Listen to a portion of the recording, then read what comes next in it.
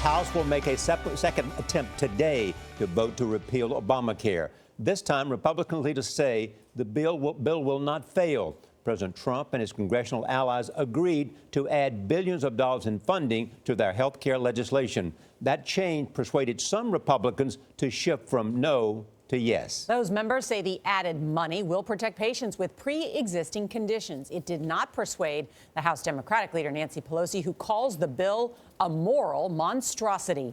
Nancy Cordes is on Capitol Hill with the countdown to today's vote. Nancy, good morning. Good morning. After weeks of uncertainty and cajoling and negotiating, Republican leaders now say they have the requisite support from within their own party to pass this health care bill today. Democrats argue it's being rushed through without key details from the Congressional Budget Office about how much it will cost and what the impact will be on people with pre-existing conditions.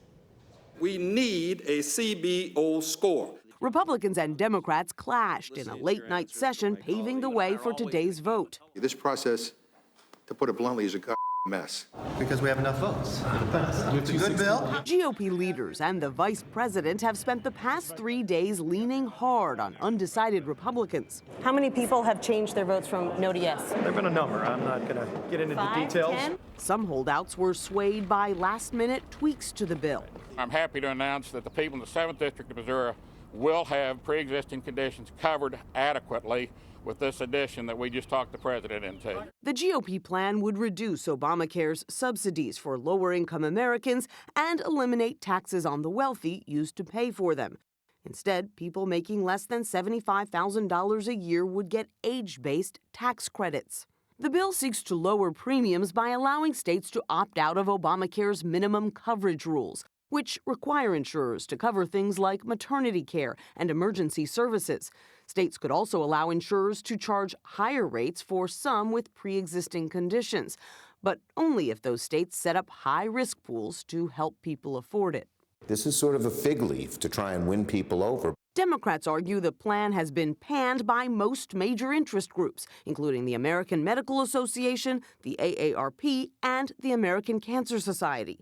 Republicans argue Obamacare has its own problems, with insurance providers pulling out almost every month. But what's going to happen if Congress does nothing when you've got states like Iowa that might end up with no insurers in the individual market? It's up to the Trump administration, once they can't pass a bill, to work with us to improve Obamacare.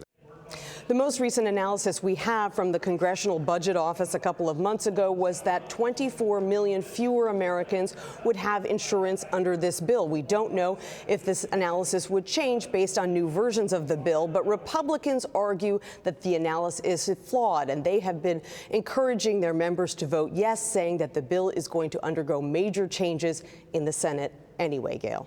All right, Nancy, we will all be watching. Thank you.